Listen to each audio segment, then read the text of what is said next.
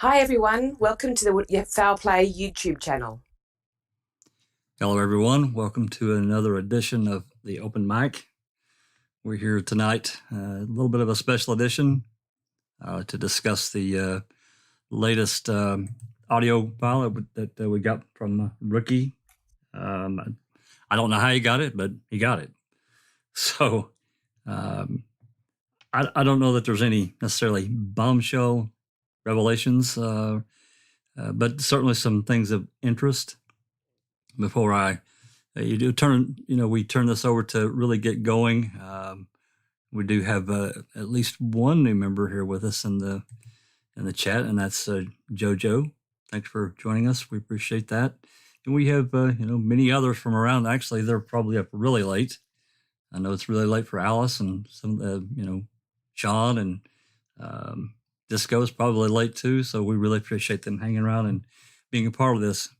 Before I get started, though, I want to impress upon everyone the decisions that people make in their life often have the worst of ramifications.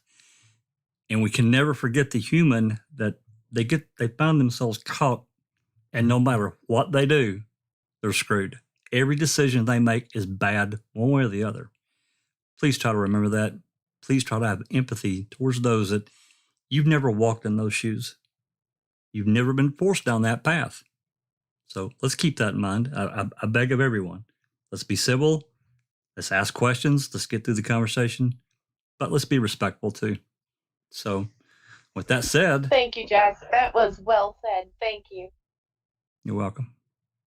With that said, comments before we get rolling here. I want to pull up Doc's documents here that we've kind of got prepared, some questions and comments from the CASO 2 investigative report from November 2017.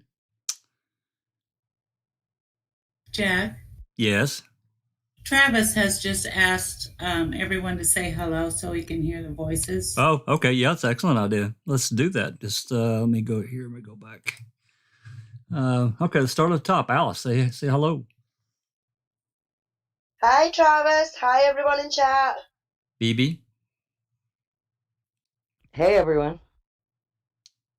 Darkside may talk. I don't know if she will or not, but. Hey, everybody. Thank you, Darkside. Disco. Hello, everybody. Hi in chat. Thanks for joining in. JoJo. Hi everybody. Hi Travis. Rhonda. Everybody in chat. Hey, Travis. Neverly.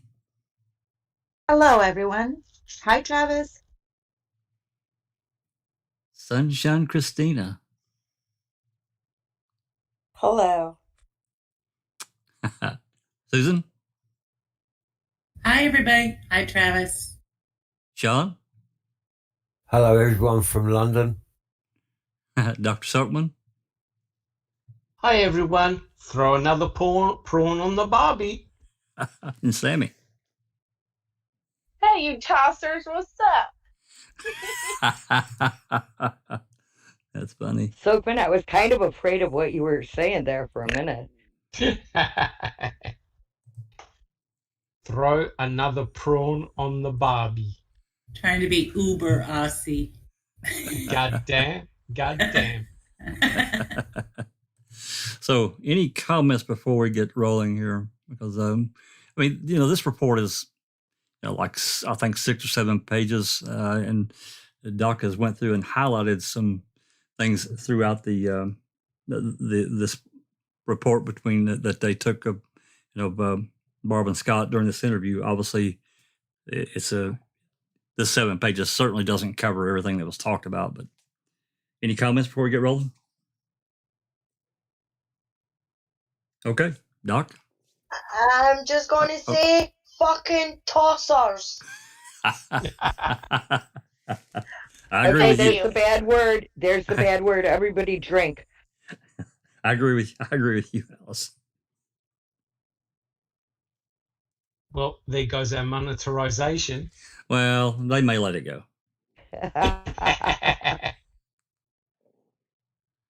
So, Jack, how would you like to construct this? We can just, let's just start with however you want to start. I mean, the interview, we could tell right away at the beginning. It sure was obvious to me that at least Scott didn't know that he was being recorded after the little brief interchange there they had, and then later on, Barb didn't either. So I don't think they knew they were being recorded at the time. Now they may have found out at some point afterwards. I don't really know. It's unclear to me. So, but regardless, the recording was taken, and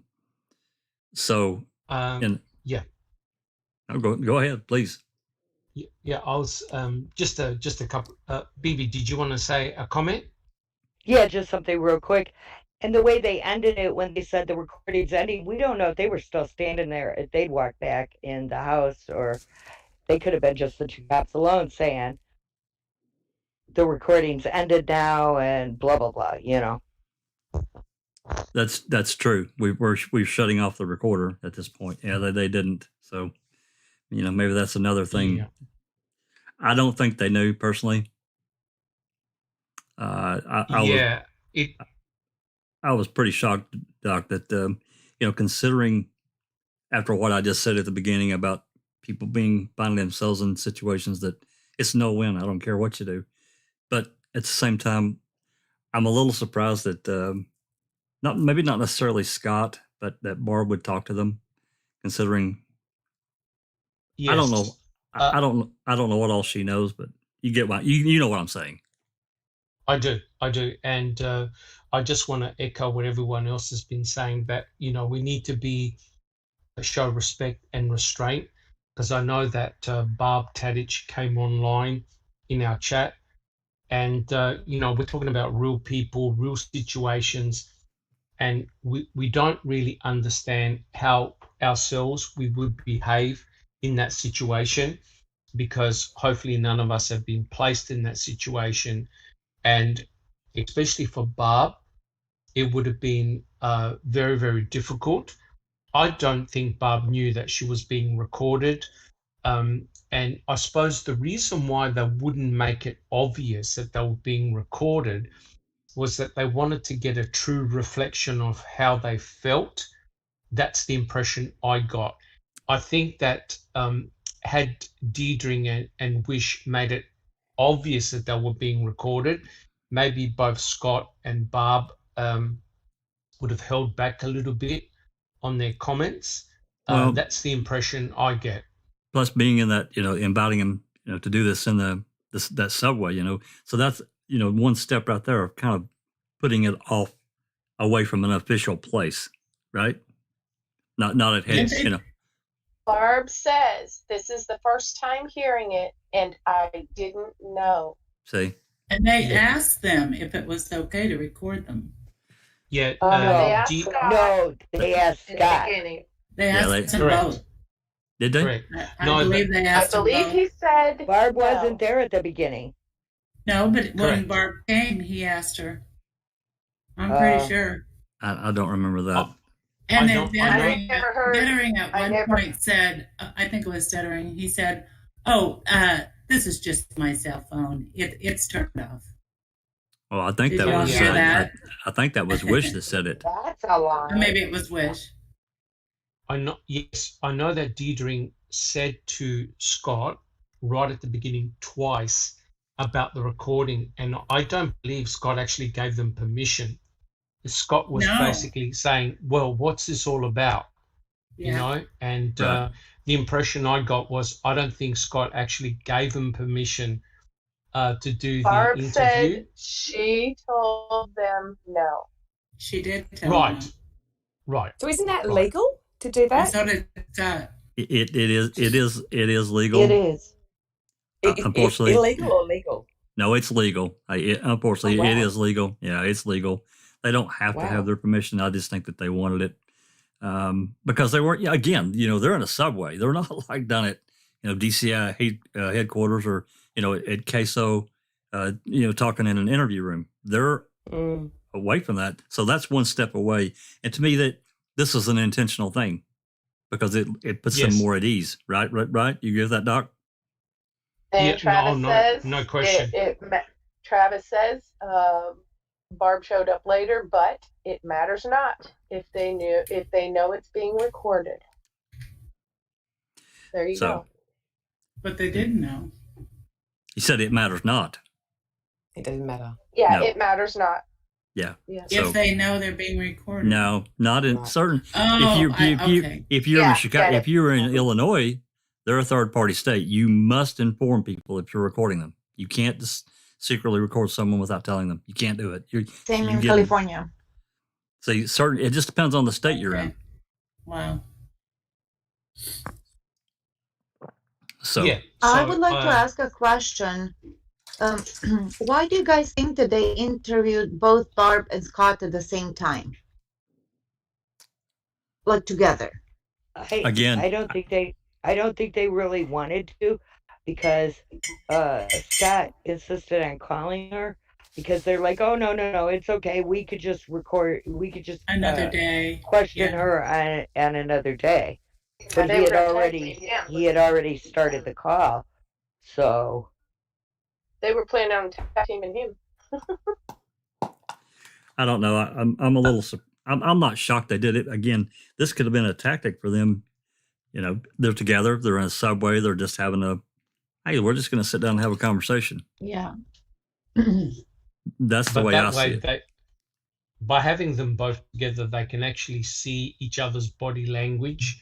Yep. And how they react, right? So, and plus, if you notice that when Barb was talking, Scott kept relatively quiet, so initially when they were just interviewing Scott was very verbose, discussed a lot of things. They asked him a lot of questions. But then when Barb was being questioned, Barb gave a lot of responses, and you had some supporting comments by Scott.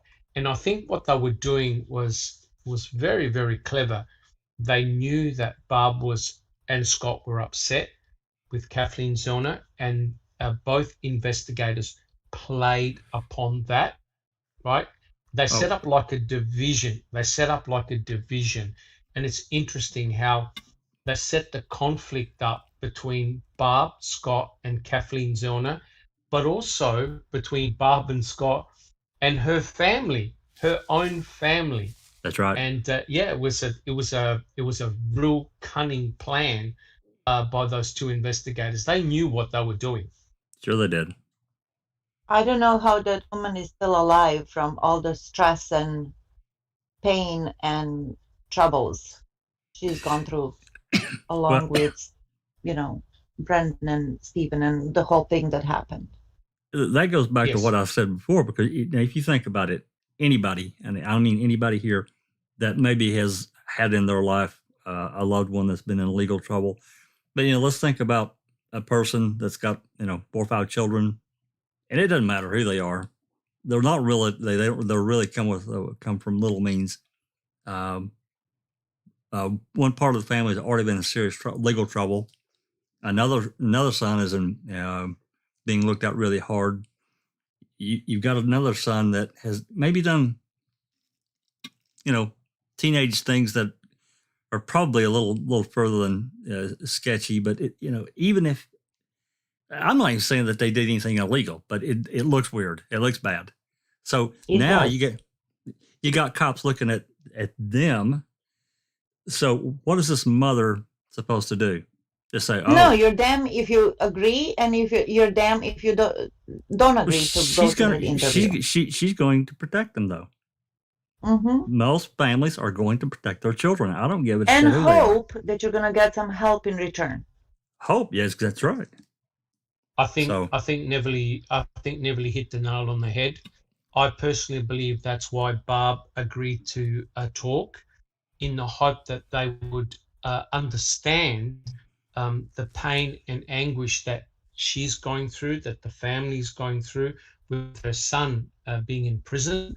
Because, oh my God, both Wish and Deidre, they really played upon that with poor Barb. It was so disgusting and dishonest. I was so upset, when Wish kept on saying, yeah, we feel sorry that your son's in prison. Excuse me, It's your freaking organization that put him in prison in the first place. That's right. Yeah, then get him out if you're that sorry. Yes, Sincerely. correct. We understand bullshit. They don't understand. If they did understand, that conversation would have never taken place. No. And their organization fighting tooth and nail to keep him in there. To keep him there, exactly. Yes, and the irony, Jack, if I can just say, the irony here, of course, is this, right? Let's think about this. It's the state that put Stephen and Brendan away for life. It's Kathleen Zellner and her investigators that are acting on behalf of Barb's brother, Stephen, to try and get him exonerated, right? So therefore, if you exonerate Stephen, there's a very good chance that the case against Brendan will collapse. So the investigators know this. So look what the investigators did. They set up a direct conflict between Kathleen Zellner, Barb and Scott, and Stephen. Right? So that's right. Think about it. A trifecta. Yes, if Barb and Scott are saying negative things about Kathleen Zellner, then in effect, they are white-anting Kathleen Zellner's ability to get Stephen exonerated and hence Brendan exonerated. So, and in a way, they're agreeing with that Stephen belongs where he is, in a way, in a roundabout way, if they're going against Zellner. Yes. They're very clever. Very clever. Yes, they are. They're very clever. And of course, the silly thing is, guys, is that Brendan was actually Stephen's alibi. And That's Stephen was Brendan's alibi. Because remember, Stephen and Brendan worked together. They worked together, right? So if raping, murdering, dismemberment, and cremation didn't take place, they're both innocent. So therefore, you want to support Zellner as much as possible and not go on the side of the very law enforcement team that put your brother and your son away for life. That's just my impression. I agree. Well, it's also, as they began their questioning, with Scott, and then they did it later with Barb, they began asking questions about what happened in 2005.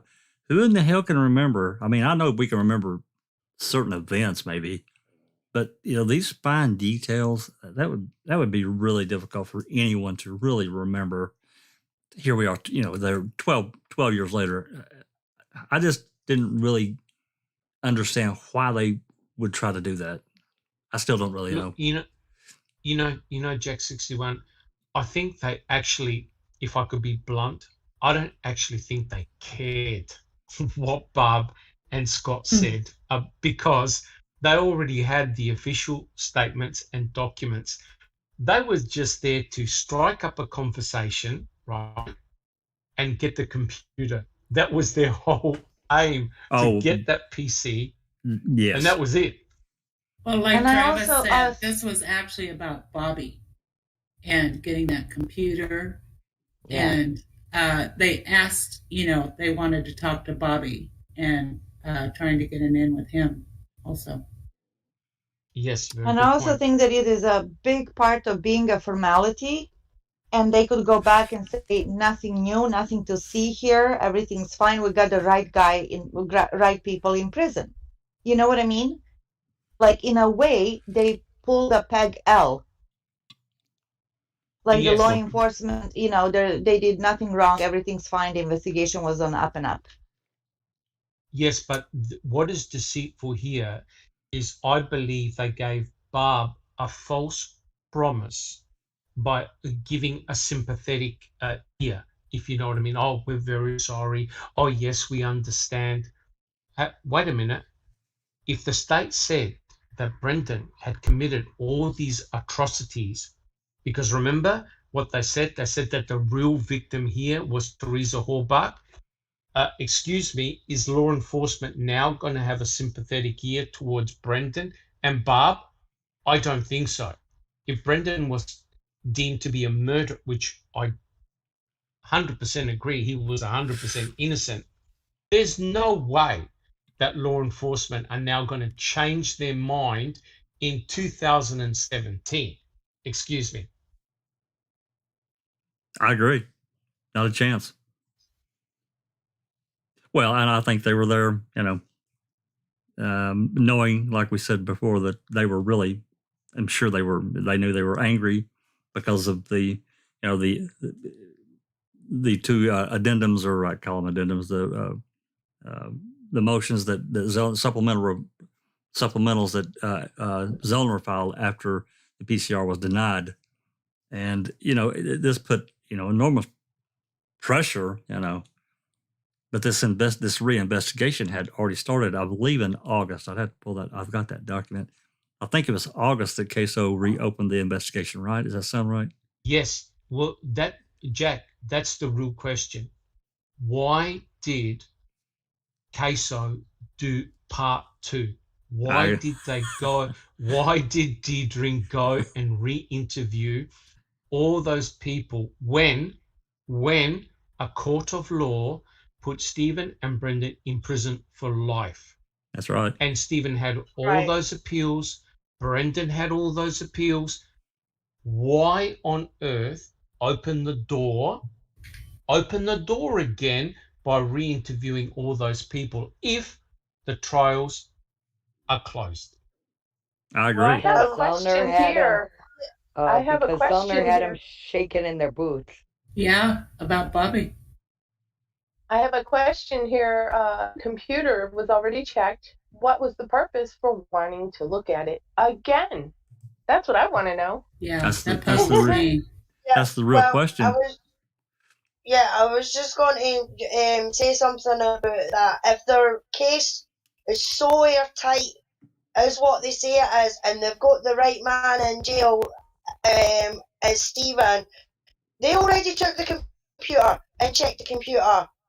So why were they gone back 13 years later to check the computer again? I think they might have done something to the computer, and they thought Zelda was going to go after the computer, so they wanted to get their hands on it first, just to make sure that they didn't leave anything behind. Surely they would have a copy of the hard drive. Surely. Exactly. Barb is saying, I believe they did something to the hard drive and then say that Asbender had the CDs for 12 years. Yeah. Well, we have to. Doc, did you want to add something before I have a little spiel? Well, there's one purpose of getting that hard drive, right? There's actually a couple. First of all, if law enforcement actually did muck around with the hard drive and add things to that hard drive, potentially to make it very embarrassing for the family that they couldn't explain. I mean, because remember, if we're saying that a third party or third parties planted evidence, well, if you really want to nail someone, you plant evidence on a computer, right?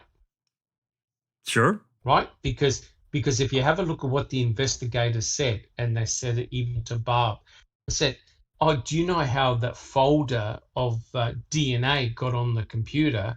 Yes. Do you know how an image of Teresa Horbach and Stephen Avery got on the computer? Well, if someone maliciously put it there, you see that now ties the whole family with Teresa Horbach, Stephen Avery, DNA.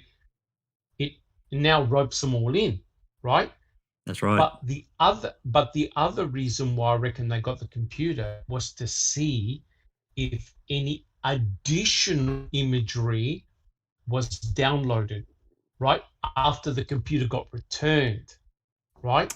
Because then potentially they can say, well, it can't be Stephen, can't be Brendan, so maybe they just wanted to have a look to see, okay, is anybody else downloading this material? Because remember, what did Kathleen Zellner point a finger at? At Bobby Dassey, right? That's right. So therefore, you now want to get potential accumulatory evidence. All right, it's not Stephen, it's not Brendan, it's somebody else, right? And so these guys are devious. They're devious, right? And God bless Barb. She said, I've got nothing to hide, and willingly gave the computer away. That's what a truly nice and innocent person would say. But these guys are devious. You cannot trust them. That's the problem. No. Just my opinion. Well, looking back at, Zellner been trying to get this Belly CD, and then, they're on the, they Wish and Deadring show up prepared. That's what they did want, that CD or that computer, that hard drive. We know that because they came prepared with the form. So then they take it, they keep it. That was November of 2017. They keep it for 5. Yeah, they had it for months. For months. They kept it for 5 months. So that puts them into whatever it was, April, I guess.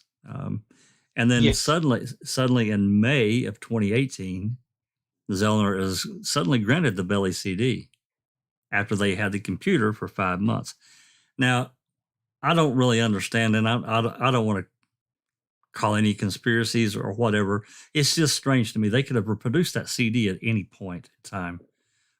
Why they had to wait? Number one, why would they need to keep that computer for 5 months anyway? They could have ghosted that hard drive in literally probably an hour or maybe 2. I don't know. I'm not a computer forensic specialist, but it wouldn't have taken long to have ghosted a new copy from it, compared it to the old copy that Billy took in 2006, and seen whatever changes they wanted, right? I just... No. Yeah. All they had to do was ghost the image, and that's it. They can give the hard drive back the next day. I'm going to break in here for just a second, and then you guys can continue. But Barb wants to let everyone know Scott does not think that Stephen is guilty. I'm just saying that. So for the record, people, back off with that, because that's what Barb said. Good. Okay. Well, to finish up my little spiel, I don't know. I know that Zellner did get the hard drive after the fact, and plus she had the Belly CD. My memory's not good enough to say what her computer forensic person found. Do you remember, Doc? I don't remember. In terms of the images? Yes, between what was on the Belly CD from 2006 versus what the state found later, or what her computer expert found later in 2018. Not without going back to the reports. I know that in Making a Murderer 2, Kathleen Dorner had a folder, a huge folder of everything that was on that computer. Yes. So they mapped all the information that was on that computer. Right. So they know what was on that computer. That was from the Belly CD. Can I ask a question? Has technology changed so much from then, when they got the computer, to 2017, that there would be a reason for them to go over that? I mean, seriously? Computer forensics did make leaps and bounds advances as far as what they could detect. I just don't see how they could. I don't know. I'm going to be wrong if I answer that question. Okay. I just really thought I'd ask. Okay. Barb also says, go ahead. Go ahead. All right. Barb said the only way that I got it back is that I called them and told them if I didn't get it back, I was going to the media. Behold, the following day, they dropped off by the yard. Yes. And the other important point is this: if law enforcement have got the hard drive, it means that Kathleen Zellner doesn't. So I think that's why they held it. Yeah. That way they can secrete the evidence and hold on to it. So if they are in control of it, that means that Kathleen Zellner can't analyze it, right? And here's the problem, right? Even though you delete an image or a file or whatever, it actually doesn't get deleted. It gets overwritten. Correct. That means that someone with the appropriate software can actually see everything that's on your computer. You need to do a proper deletion whereby you overwrite your hard drive. It digitally overwrites it with zeros and ones. So essentially, it is scrubbing the hard drive. That's why companies, the FBI, CIA, they don't actually scrub their hard drives. They actually physically microwave them and destroy them. Right. So no one can get access to the data. So even though you may clean your hard drive, if you don't do it properly, it's all still there. Still there. Bethany says it makes you wonder if they gave Zellner a fake Veli CD. You know, I don't know. It's just it's hard to say, because that raises the question. It did with me back then. Why did they wait until after, you know, they had this computer for 5 months and then suddenly the CD's there? I don't want to go into, you know, a bunch of conspiracy stuff because I just don't know. Yeah. One more thing I'll add, that I do remember someone, and I can't say if it was on, I believe it was on maybe an article or maybe someone on Reddit that spoke and said that they were, you know, computer savvy enough to actually go in and add things to our hard drive, specifically the, you know, web addresses and all these various kinds of things. It doesn't actually just go in like one spot. It's actually mapped in many different areas. Yes, it does. And the registry. Yeah, yes, the registry. It is. Yeah. So someone with a bit of computer knowledge. Sorry, Jack 61. No, go ahead. Someone with computer knowledge will actually know whether you've manipulated the registry. So the registry keeps a record of everything, right?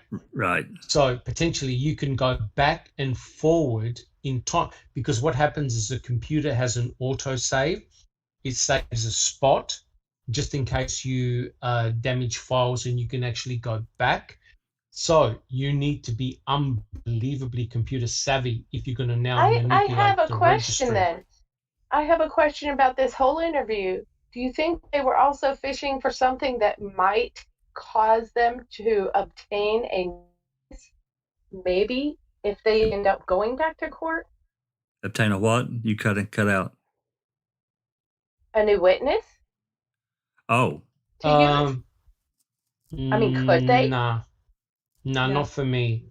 For me, I think, Sammy, I reckon the reason why they did it was twofold. For both Scott and Barb to say, we do not know who killed Teresa Hallbach.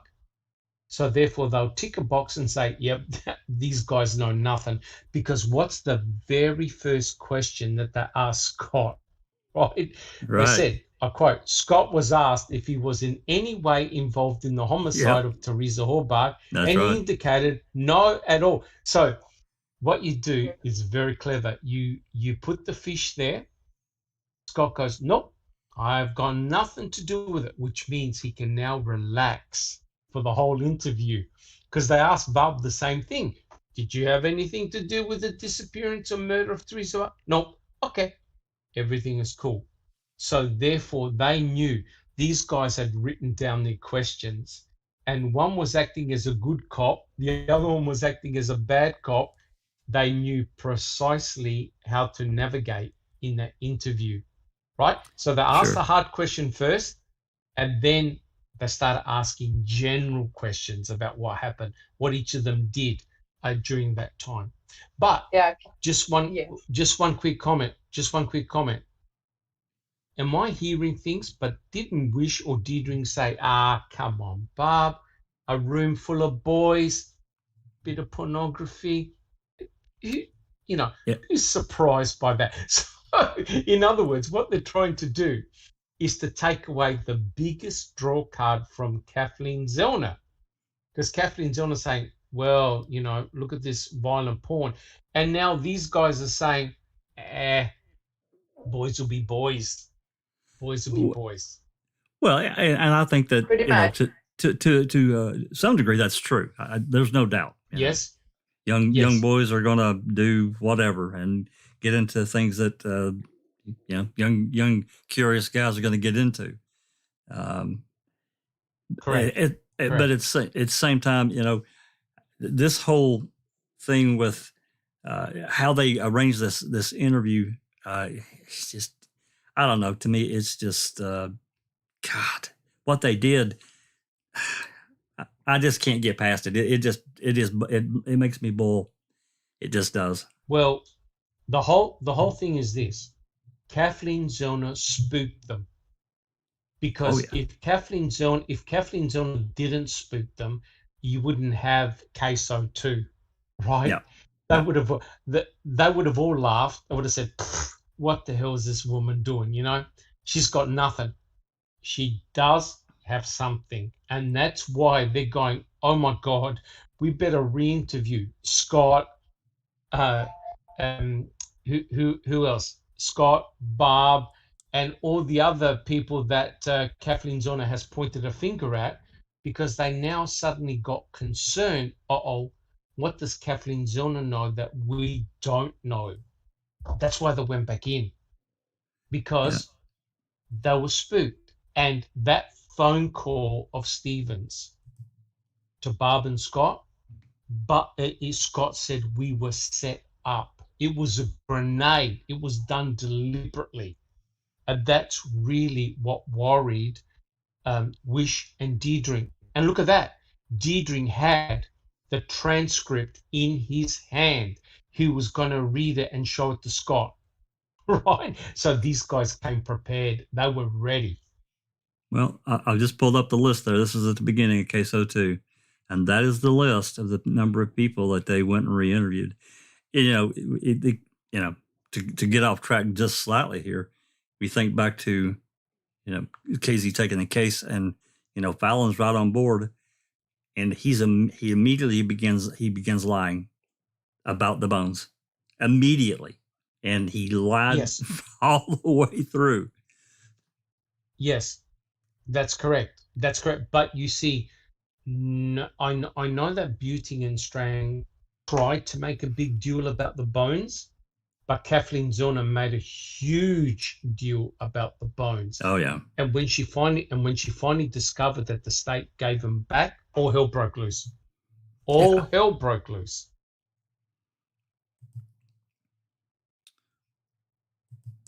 Okay. Before we move any further forward, anyone here with us here's got comments they want to talk about? We've been kind of holding the conversation, so comments, questions?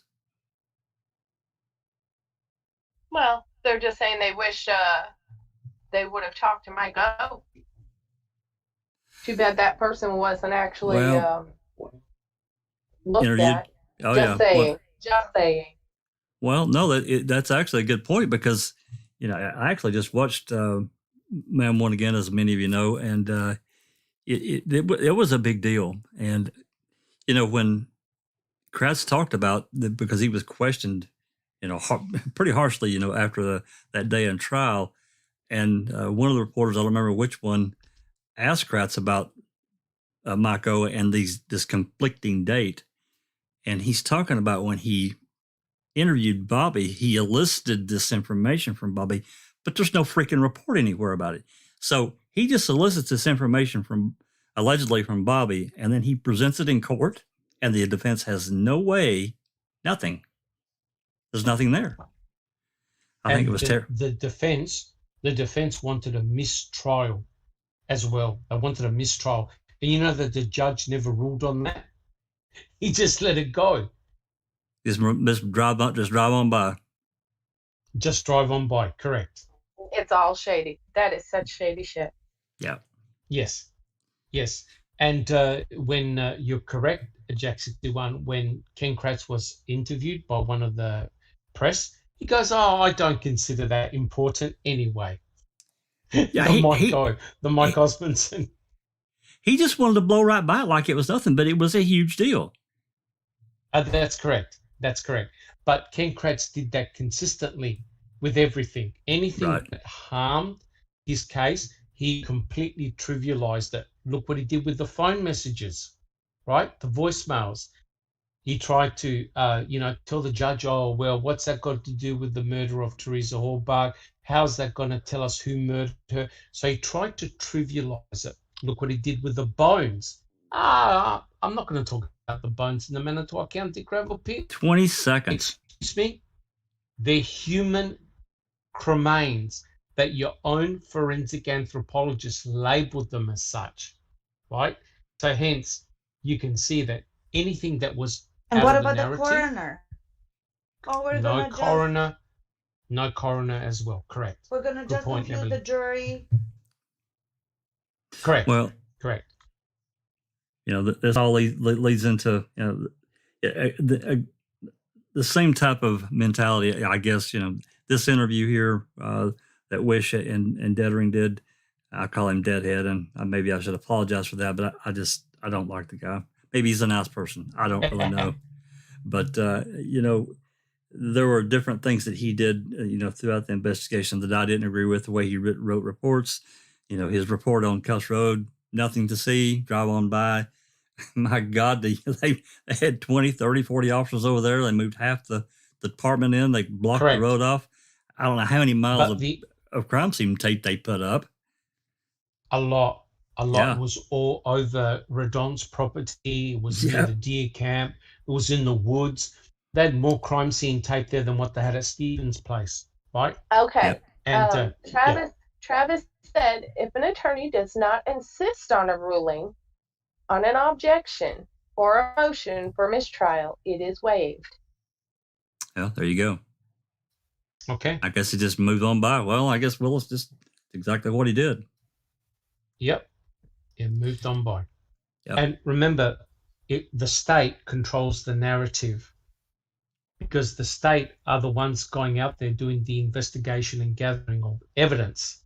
So they can control the narrative of what they disclose or what they can hide, right? Right. And unfortunately, we can only speculate what happened at Cuss Road. Unfortunately, you know, I wish we had on the ground photos there at that burial site, so we wouldn't just have to, you know, constantly guesstimate. Go ahead, Doc. Yeah, but I was going to say, I know this interview's got nothing to do with Cuss Road, but they did ask Scott a lot about what he did, right? On that day, on the 31st of October. They asked him, where did you go? What did you do? You went hunting. You saw Bobby. They were trying to piece together that narrative because don't tell me that they didn't know or realize what had happened at Cuss Road. Surely they must have known. They had to have known. Oh, yeah. Being two investigators, they would have known. They would have been aware, you know, of all the findings outside of Stephen Avery's property. And so, yeah, very interesting. Okay. You know, I did mark a few places in the interview as we were listening. I don't know that any of them are any. I think we've probably covered a lot of them, but you know, one of the things that I did find really pretty terrible. And I think I got it in there. I believe it was Deadering. He asked Barb what message she left for his owner, and I got to ask myself, what fucking business is it of his? This is none of your damn business. You know, again, he's trying to meddle into this and create the more tension, more issues, and a division. I just thought he wanted to. Yeah, no, you're correct. He wanted to cause tension because you see, the whole aim was to get, I believe, Barb to talk. Right. Barb to talk in a negative fashion, right? Because what did Scott say? Scott said that Stephen originally pointed the finger at Scott like 13 years ago, right? And it sort of simmered down a little bit. As soon as Kathleen Zorner and her investigators came back on the scene, Scott was put under the spotlight again, right? And Scott was saying he received all those death threats and threats on Facebook, Messenger. And Scott even said, hey, I lost my temper, you know, and I can't remember what I said. I tell you what, Scott did say some nasty, nasty things, right? Yes. Whether he was justified, I don't know. But Diedring had the report. He had the transcript in his hand, but he chose not to read any of it out. Right. Well, yeah, I think it was just another a tactic to push buttons and, to create this further pushing the knife in, kind of like they also did it with talking about the family. They did the same thing there. They did it before Barb. I think Barb came in, right? Correct. And, sorry, Alice.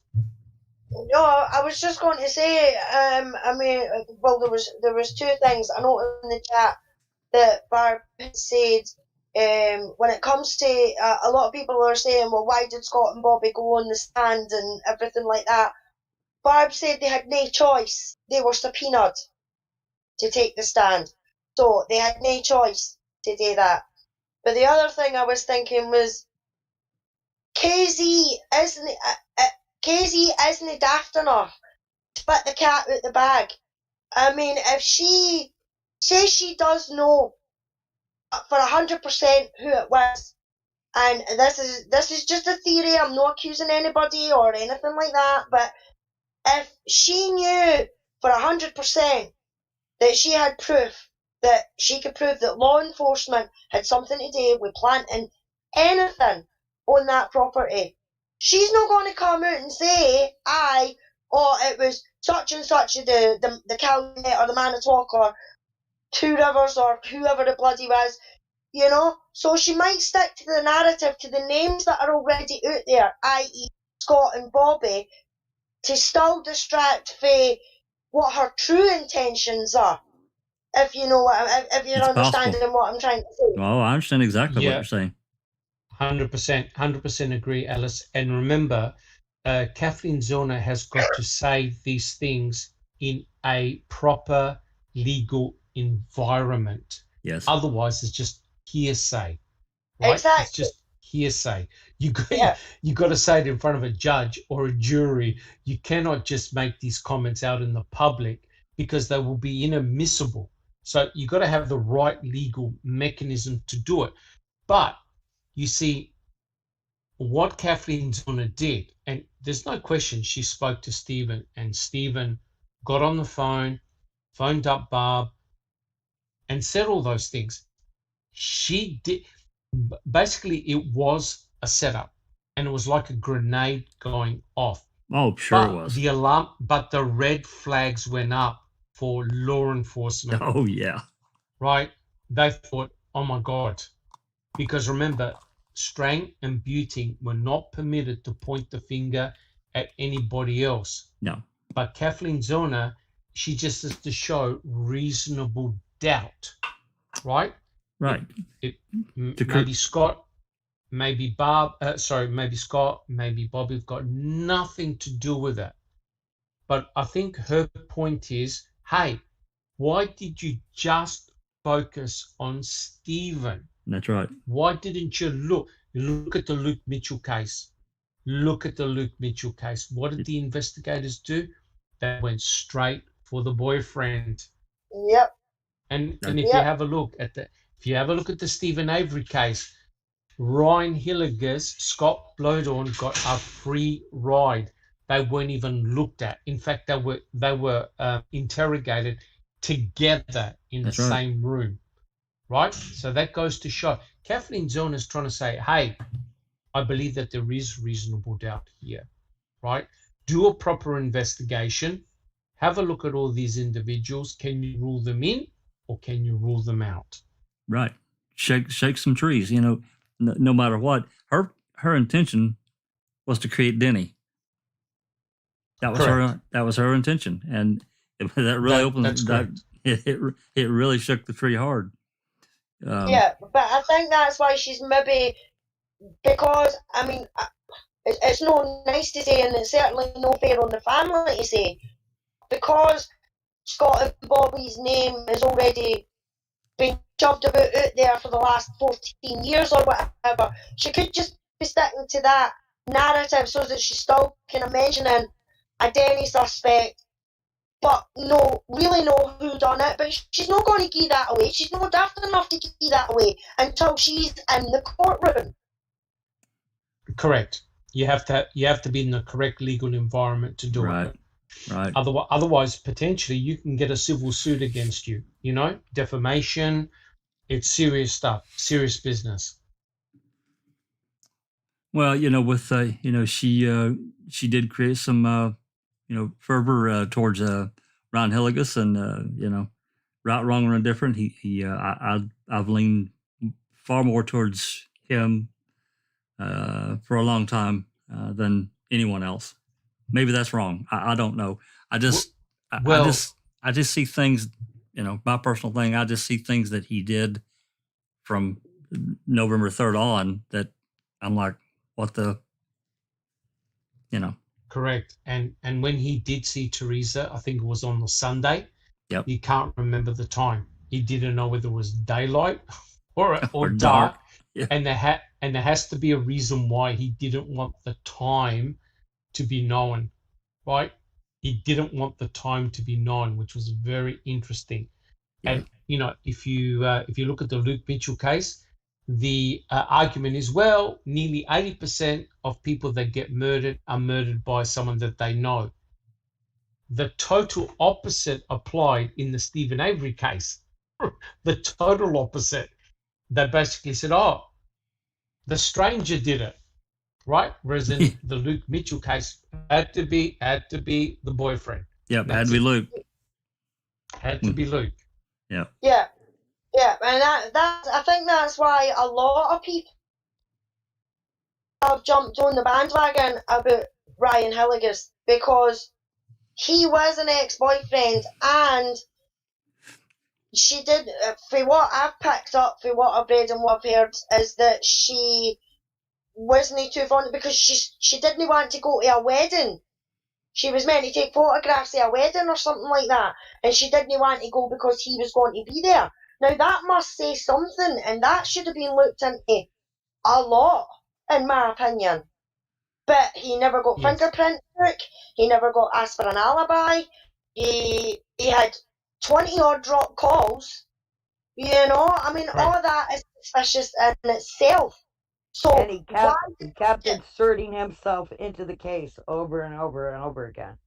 Exactly, baby. Exactly. So that no get looked into more. Well, there are a number of other things too. Getting the Teresa's phone records. They just didn't make up K-Man 55 said Ryan deleted the phone messages. Are what's most interesting to K-Man 55. Well, but don't you find? Go ahead, Doc. I was going to say, don't you find it amazing how Scott was actually asked whether he knew Ron Hilligus and Scott Blowdorn? Right. He was actually asked, have you ever encountered them? And Scott goes, no, never seen them, never heard of them. Right. Which is what I'm trying to get at is how did Ron Hilligus and Scott Blowdorn get inserted into the conversation? Right. I don't know. I don't know. But this, the creating of this Denny suspect, and I understand part of what Zundel wanted to do when she presented these additional things after her PCR failed. She was saying, if we'd had the Valley CD, we could have rebutted Bobby's testimony, and I get that. I do. So that was another part of what I know that what she was, wanted to do at the time. But man, this interview is just, it just blows me away. It also makes me wonder, this one was recorded. How many others are there? We just found out. Correct. We just found out a month ago about, and through that email, that there's an undisclosed 8mm tape that's tied to the flyover. We have no idea what that is, and I get guilters to say, "Well, so what?" Well, no, you said it, pal. So what? It is a so what. Mm-hmm. If you don't disclose it, and we can't just look at it and say, okay, well, that's nothing. It's garbage. Let's just move on past that rabbit hole. We don't know what it is.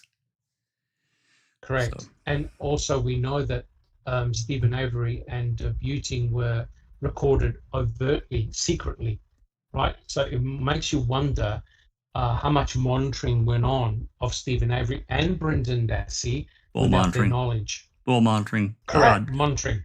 I'd bet on it. Exactly. It was like they said something in the interview about one of the phone calls, and I just had to burst out laughing because they were acting like they didn't know what was said in this phone call or something like that.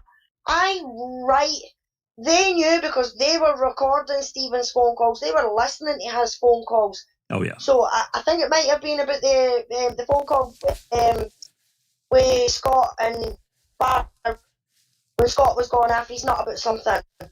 I think it was that phone call that they were maybe on about. But that was being recorded by law enforcement anyway, because they were trying to catch Stephen on something.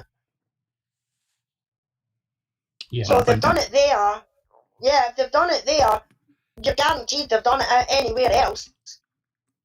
Which brings up another good point. Of course, it's a bit away from this, though. It is funny about, they're willing to make these recordings and do whatever. But now we have 3 or 4 recordings from the beginning of, end of October, early November that we still can't get for whatever reason. They won't. Yes. He won't let them go. And I don't care what he says about a package being sealed. That's no excuse. You cut the package, you open it, you make a copy, reseal it with evidence tape. You're done. Yeah. So, because the only reason why they would hold on to something is because it contains exculpatory material. In other words, material that can actually exonerate both Stephen and Brendan. Right. So you seal it, you prevent it from being made public, because otherwise it's going to potentially cause trouble. And, I know this is not really relevant here, but you try and get information on the Luke Mitchell case. Forget it. I think Jaznaz or someone tried to get a FOIA, and the reply basically was saying, "Bugger you, we're not going to give you anything." So, exactly. They had it with because it could affect the officers and the investigation and against the Data Protection Act. What a load of rubbish! What investigation? There's no investigation going on, so how is that going to affect anything? But yeah, you are so lucky that you can apply for that kind of thing, because we can't get anything like that at all. Correct. Yeah, correct. But I found it very interesting, Jack. I don't know if anybody else wants to comment how the investigator said to Scott, well, do you think the brothers were involved? Has anybody been discussing it behind closed doors? Are they pointing a finger at you? Are there any competing theories? And you're thinking to yourself, wait a minute.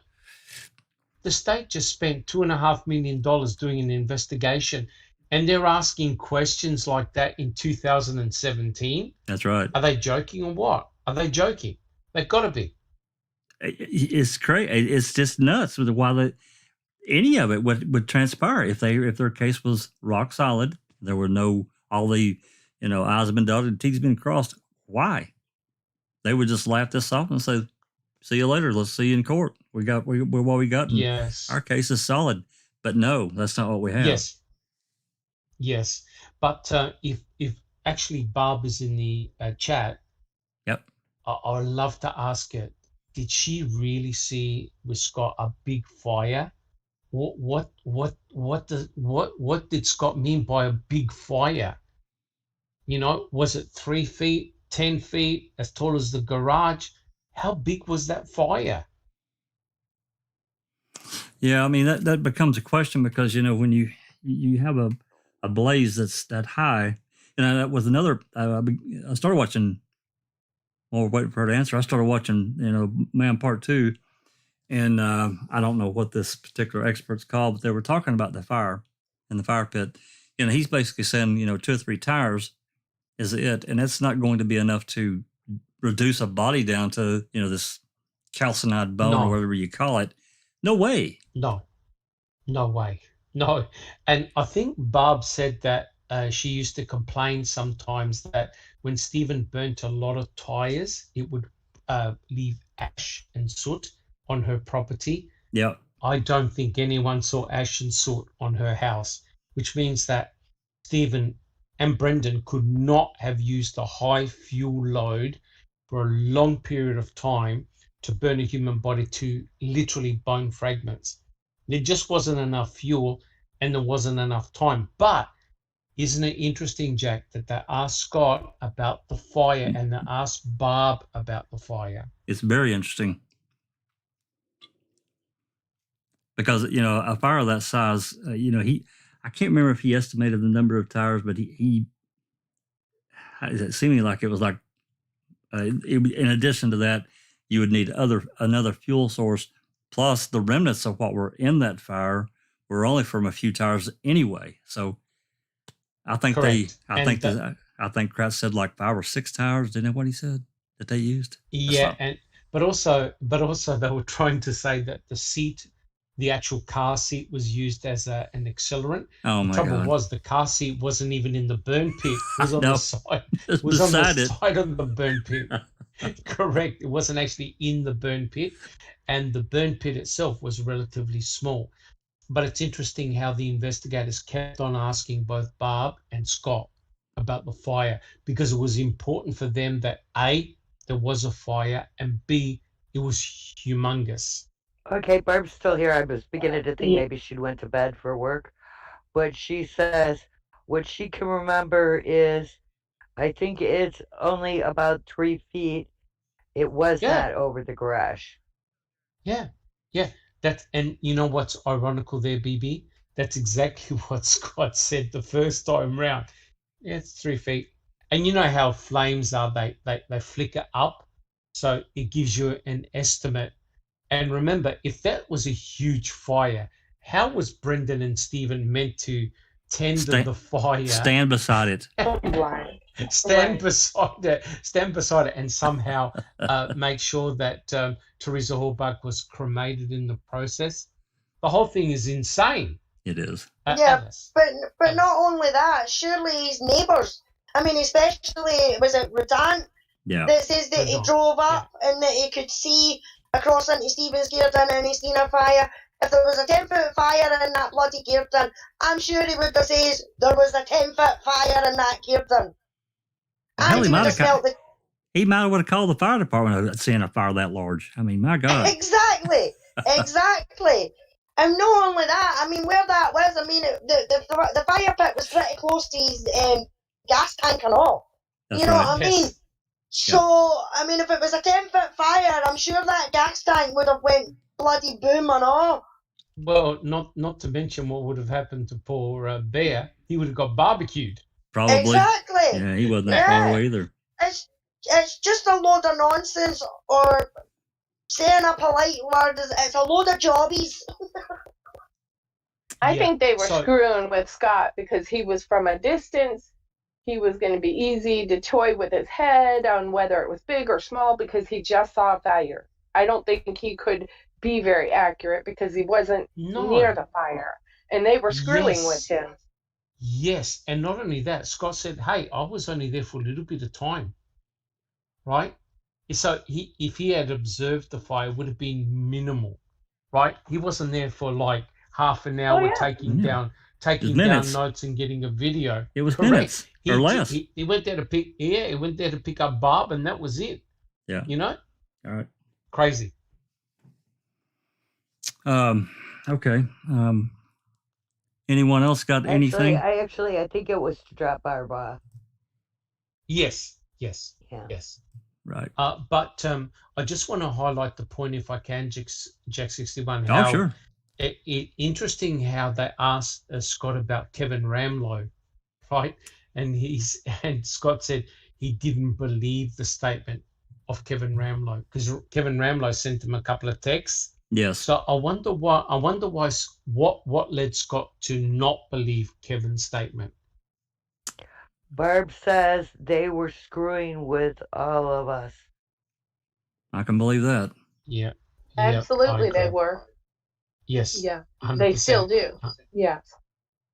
Yeah. They were basically putting family against family, right? And it's who was it? I think it was Deidre who said, "Oh, Barb, how come you're last on the pecking order? The boys have got all this liberty." And not only that, he even said that, "Oh, looks like your mother and father favor Earl and Stephen first and you're last." All that does is add to the animosity, which is, not really nice, in my opinion. Which was his intent. He's reinforcing that. Let's drive the knife in a little further because they're already mad, right? They're already pissed off. And correct. So let's just throw some kerosene, maybe not gas, but let's throw some kerosene on it and inflame this situation further to our benefit. Yes. Yeah, definitely. But not only that, I mean, they were acting like Stephen was a big mafia boss, controlling the family from the inside. Is he the hierarchy? Really? That was another thing. I do remember hearing that. That was interesting. Yes, because Deidre said, and he said it in such a low voice. He goes, "How come your brother is controlling the family from prison?" Right. I had to laugh. Exactly, Doc. I mean, what is he? The next mafia boss in America? He's going to put them in the jail. It's just a load of nonsense.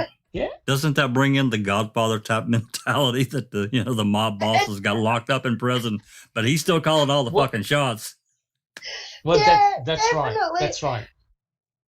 And Barb said, and correctly, she goes, 75% of what I listen to from Stephen goes in one ear and out the other, right? And they're brother and sister. I'm sure that's just the way it is. Their brother and sister, right? Have you ever argued with your brother or your sister? That's how it is with me and my brother. That's how it is. Sorry. That's how it is.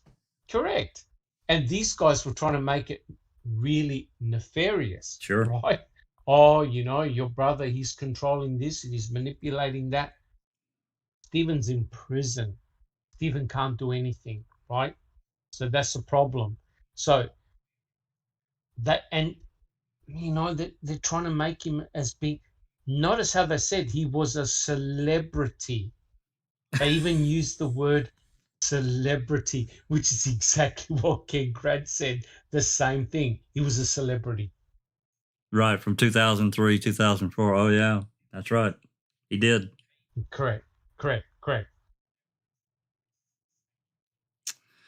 All right, guys. Is there anything else anybody wants to add to this discussion? I mean, I think we've covered quite a bit of this. The recording is what it is.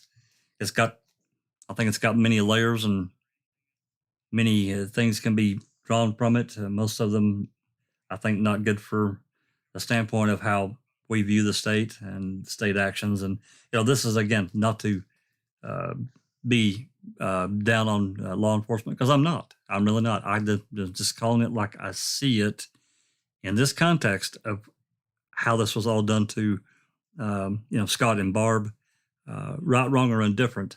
And they approached them knowing the extreme emotional state that they had to be in at that time.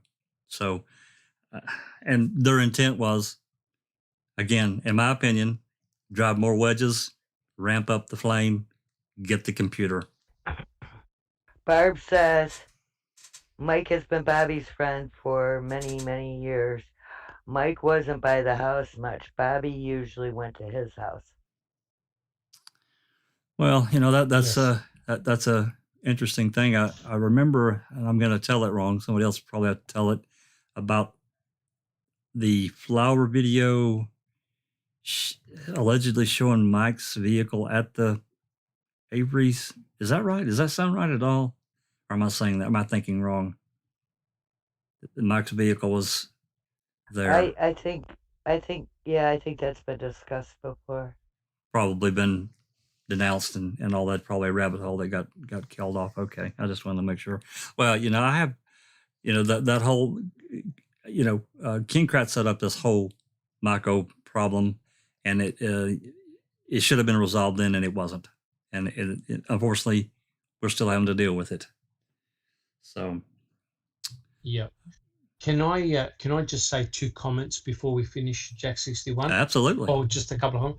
First of all, I want to thank everyone for coming and listening and asking excellent questions in the chat. And, the whole idea is that we have a really good discussion. But I wanted to say these points. It really irked me a real lot when Wish said to Barb, "Sorry, your son is locked up." That to me is like saying, it's the most disrespectful, distasteful thing someone can say to a mother. And he repeated it, Doc. He repeated it. Yes, he did. He did. And the final statement that left me floored was when he said, I'm not sure who said it, "We are not looking at burying anyone." Which begs the question, what the hell did they do CASO 2 for? That's exactly right. Dot the I's and cross the T's? Why bother at all? Why bother? All they have to say is, hey, we had 2 court cases, we had appeals, they all failed, let it be. And all of a sudden, Deirdre opens a door again by doing CASO 2. That now has raised more questions than it's answered. Absolutely. To me, Kathleen Zorn is rubbing her hands together. It's just a matter of time. Just a matter of time, Big Jack. I agree. Hopefully this, I hope that we get a decision from the Court of Appeals before the end of the year, like she projected in the interview she did with, I can't think of the fellow's name. The interview we watched last week. Justice Natters, Criminal Justice Natters. Oh, yes. Yeah. She said that, she doesn't expect an answer before the end of the year. That may be true. I'm sure they probably are pretty backed up from COVID, but I'm hoping that we get an answer and that it's a positive one and an evidentiary hearing can be held. And these things can get presented, all of it. Wherever the truth goes is where we're going to go. So, correct. Anyone else got anything before we check out? Barb said happy Easter, everyone. Yeah. Please stay safe. Happy Easter, y'all. Oh. And to everyone. Everyone. Yeah, you got it in stereo. Yeah. Well, I'd like to echo Doc's sentiments. We appreciate everyone coming. It's a little bit late for those on the East Coast, but it's a different time zone. It's really late for some of our Scottish and English and friends and so forth. We really appreciate everyone coming and having a good discussion. Keep it civil, be respectful. Try to understand the other person, where they've been and where they're maybe going. Anyway, that's it for tonight. This has been a Foul Play production.